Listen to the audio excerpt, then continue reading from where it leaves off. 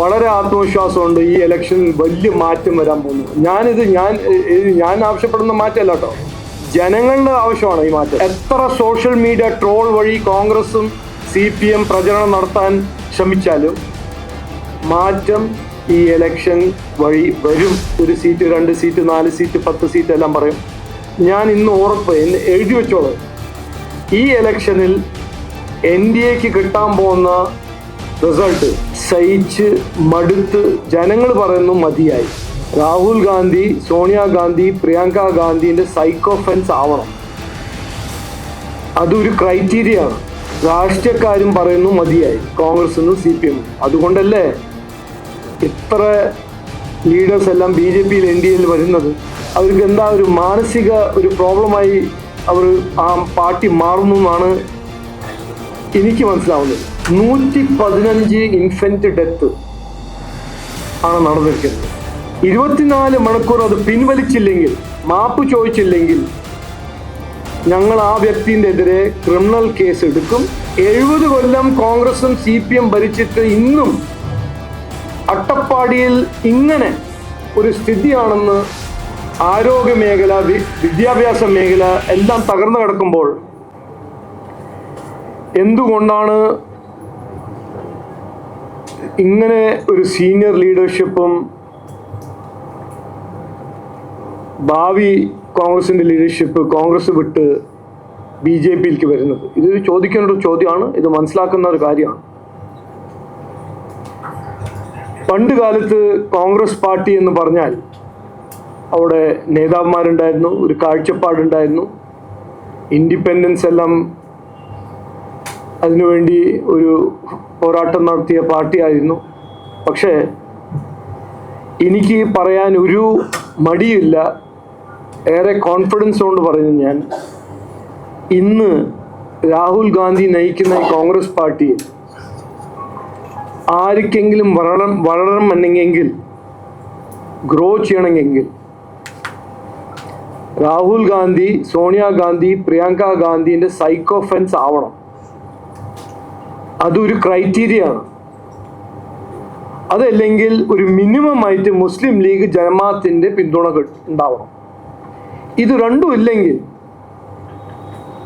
ആത്മാർത്ഥമായി പ്രവർത്തിക്കാൻ, നാടിനു വേണ്ടി പ്രവർത്തിക്കാൻ, ജനങ്ങൾക്ക് വേണ്ടി പ്രവർത്തിക്കാൻ ആരാണെങ്കിലും അവർക്ക് അവിടെ വളരാൻ കഴിയില്ല. ഇതാണ് സത്യം.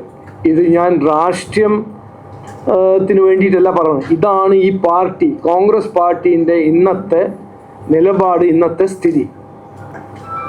ഇത് നമ്മളെല്ലാവരും മനസ്സിലാക്കണം. അതുകൊണ്ടാണ് ഞാൻ എത്ര മാസം മുമ്പേ പറഞ്ഞത്, ഈ നാടിനെ നന്നാക്കാൻ, ഈ നാട്ടുകാരുടെ ജീവിതം നന്നാക്കാൻ ആരാണെങ്കിലും,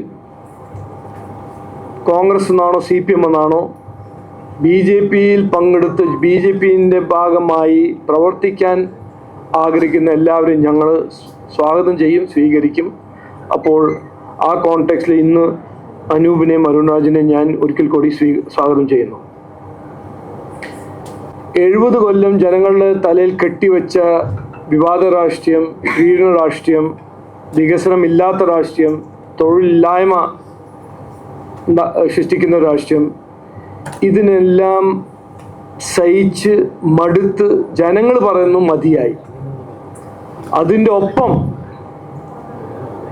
രാഷ്ട്രീയക്കാരും പറയുന്നു മതിയായി, കോൺഗ്രസിനും CPM. അതുകൊണ്ടല്ലേ ഇത്ര ലീഡേഴ്സ് എല്ലാം BJPയിൽ NDAയിൽ വരുന്നത്. അത് കാണുമ്പോൾ, അത് കേൾക്കുമ്പോൾ സുരേഷും അനൂപ് പറഞ്ഞ പോലെ CPMന് അത് എന്താ സഹിക്കാൻ പറ്റുന്നില്ല. അവർ എന്തെല്ലാം പറയുന്നു, അവർക്ക് എന്താ ഒരു മാനസിക ഒരു പ്രോബ്ലമായി അവർ ആ പാർട്ടി മാറുന്നു എന്നാണ് എനിക്ക് മനസ്സിലാവുന്നത്.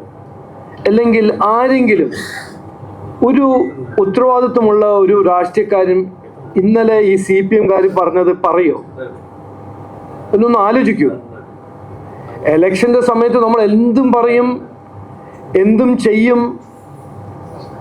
എന്ന് അങ്ങനെ ആരും അങ്ങനെ ഒരു അനുവാദം കൊടുത്തിട്ടില്ലല്ലോ. ഈ നാട്ടിൽ നിയമങ്ങളുണ്ട്, ലോസ് ഉണ്ട്, മോഡൽ കോഡ് ഓഫ് കോണ്ടക്ട് ഉണ്ട്. ഇവർക്ക് ഇത് അറിയില്ലേ? എന്തും പറയാൻ പറ്റുമോ? അപ്പോൾ സുരേഷ് പറഞ്ഞ പോലെ, അഡ്വക്കേറ്റ് സുരേഷ്, ഞങ്ങൾ ജനറൽ സെക്രട്ടറി പറഞ്ഞ പോലെ, ഞങ്ങൾ അതിനെ അങ്ങനെ വിടില്ല.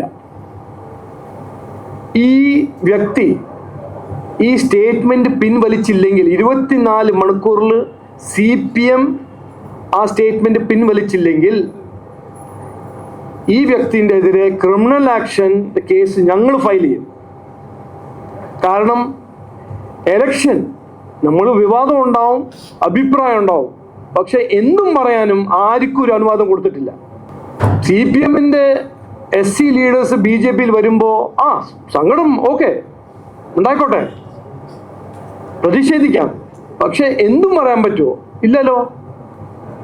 അപ്പോൾ അത് CPM മനസ്സിലാക്കണം. 24 മണിക്കൂർ അത് പിൻവലിച്ചില്ലെങ്കിൽ, മാപ്പ് ചോദിച്ചില്ലെങ്കിൽ ഞങ്ങൾ ആ വ്യക്തിൻ്റെ എതിരെ ക്രിമിനൽ കേസ് എടുക്കും. അതിനെ ലോജിക്കൽ കൺക്ലൂഷൻ വരെ ഞങ്ങൾ കൊണ്ടുപോകും എന്ന് ഞാൻ പറയാൻ ആഗ്രഹിക്കുന്നു, ഇന്ന് ഉറപ്പ് തരാൻ ആഗ്രഹിക്കുന്നു. മൂന്നാമത്തെ കാര്യം, ഈ CPMന് എന്താണ് ഇന്ന് എന്തൊരു പ്രയാസം, എന്താണ് സങ്കടം? ഒരു ഉദാഹരണം ഞാൻ പറയാം. 10 കൊല്ലം ഭരിച്ചു, എല്ലാം ശരിയാവും എന്ന് വാഗ്ദാനം കൊടുത്ത് 2 മാൻഡേറ്റ് കിട്ടിയ സർക്കാരാണ് ബഹുമാനപ്പെട്ട മുഖ്യമന്ത്രി പിണറായി വിജയൻ്റെ സർക്കാർ. ഒരു 2 മാസം മുമ്പ് വലിയ പേപ്പറിലെല്ലാം അഡ്വർടൈസ്മെന്റ് എടുത്തു, ദാരിദ്ര്യമുക്ത സംസ്ഥാനമാക്കി എന്നെല്ലാം അദ്ദേഹം പറഞ്ഞു. അത് ശരിയാണെങ്കിൽ നല്ലതാണ്. പക്ഷേ എന്താണ് സത്യം? മുഖ്യമന്ത്രി പറയുന്നു ദാരിദ്ര്യമുക്ത സംസ്ഥാനമാണ് കേരളം. അത് കഴിഞ്ഞിട്ട് അദ്ദേഹത്തിന് പിന്തുണ ഒരു ബൂസ്റ്റ് ചെയ്യാൻ അദ്ദേഹത്തിൻ്റെ ഒരു MP പറയുന്നു ഇൻഫന്റ് മോർട്ടാലിറ്റി റേറ്റ് ഭയങ്കര ലോ ആണ് കേരളത്തിൽ. എന്താണ് സത്യം? അട്ടപ്പാടിയിൽ ട്രൈബൽ മേഖലയാണ്, 115 ഇൻഫന്റ് ഡെത്ത് ആണ് നടന്നിരിക്കുന്നത് അട്ടപ്പാടിയിൽ. ഇതാണ് സത്യം. ഈ RTI ഇന്ന് കിട്ടിയ ഈ ഫാക്റ്റാണ് ശരിക്കും 10 കൊല്ലം ഭരിച്ച CPMൻ്റെ ഒരു ഗിഫ്റ്റ്, ഒരു റിസൾട്ട്. ആരോഗ്യ മേഖല, ഒരു ബേസിക് ഹെൽത്ത് കെയർ ജനങ്ങളുടെ ജനമാവകാശമാണ്. 70 കൊല്ലം കോൺഗ്രസും CPM ഭരിച്ചിട്ട് ഇന്നും അട്ടപ്പാടിയിൽ ഇങ്ങനെ ഒരു സ്ഥിതിയാണെന്ന് അതിനെക്കുറിച്ച് ചർച്ച ചെയ്യാൻ CPMും കോൺഗ്രസ്സിന് ഒരു താല്പര്യമില്ല. ബാക്കിയെല്ലാം എന്നെക്കുറിച്ച് നുണ പറഞ്ഞ് എന്തെങ്കിലും വിവാദങ്ങൾ സൃഷ്ടിച്ച് പ്രചരണം നടത്തി ഇലക്ഷൻ്റെ 10-20 ദിവസം മുമ്പേ ജനങ്ങൾ ശ്രദ്ധ തിരിക്കാൻ ഓരോന്ന് പറയാം. പക്ഷെ ജനങ്ങൾ അവസരം തന്നിട്ടുണ്ട്. 70 കൊല്ലം കോൺഗ്രസിനും CPMനും അവസരം കൊടുത്തിട്ടുണ്ട്. എന്നിട്ട് ഇന്ന് 2025-26 ഇതാണ് സ്ഥിതി അട്ടപ്പാടിയിൽ. എന്നിട്ടാണ് ഹോർഡിങ്ങിൽ പറയുന്നത് മറ്റാരാണ്. ഞാൻ പറഞ്ഞുതരാം, അതിൻ്റെ ഉത്തരം ഞാൻ പറഞ്ഞുതരാം. മറ്റ് ആരാണെന്ന് മാറ്റം ഈ ഇലക്ഷനിൽ ജനങ്ങൾ തീരുമാനിക്കേണ്ടത് BJP NDA ആണ്. ആരോഗ്യ മേഖല, വിദ്യാഭ്യാസ മേഖല എല്ലാം തകർന്നു കിടക്കുമ്പോൾ മറ്റാരാണെന്ന് CPM ചോദിക്കുമ്പോൾ ജനങ്ങൾ ഈ ഇലക്ഷനിൽ ഒരു കൃത്യമായ ഒരു ഉത്തരം കൊടുക്കാൻ പോകുന്നു. മതിയായി, മാറ്റം തുടങ്ങാം.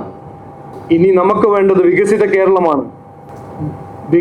വികസനം ഉള്ള 140 നിയോജക മണ്ഡലമാണ്. ഇതാണ് ജനങ്ങൾ ഈ ഇലക്ഷൻ പറയാൻ പോകുന്നത്. പിന്നെ ഞാൻ മാധ്യമ സുഹൃത്തോട് ഞാൻ ഒരു ലാസ്റ്റ് പോയിന്റ് പറയാൻ ആഗ്രഹിക്കുന്നു. നിങ്ങളെല്ലാവരും രാഷ്ട്രീയ വിദ്വാന്മാരാണ്, കണക്കെല്ലാം ചെയ്യുന്ന ആൾക്കാരാണ്. 1 സീറ്റ്, 2 സീറ്റ്, 4 സീറ്റ്, 10 സീറ്റ് എല്ലാം പറയും.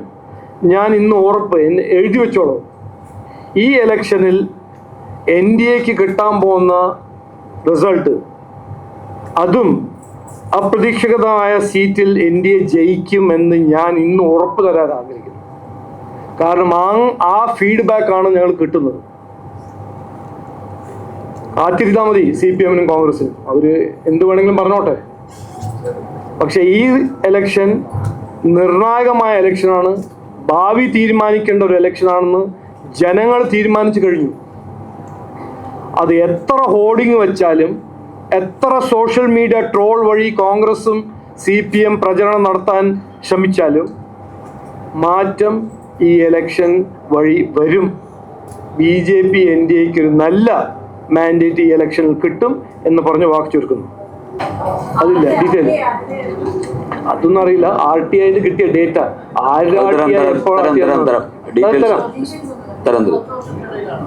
സന്ദീപ് തരും. ഇന്നും നാളെയും നാളെ പറയാം. അത് 4-ാം തീയതി മെയ് ഞാൻ പറഞ്ഞുതരാം. നിങ്ങൾക്കും അറിയാം, എനിക്കും അറിയാം. അല്ല, അത് ഞങ്ങൾ കീശയിൽ വെക്കാം കണക്ക്. അത് 4-ാം തീയതി നിങ്ങൾക്ക് എല്ലാവർക്കും മനസ്സിലാവും. എനിക്ക് വളരെ ആത്മവിശ്വാസമുണ്ട് ഈ ഇലക്ഷനിൽ വലിയ മാറ്റം വരാൻ പോകുന്നു.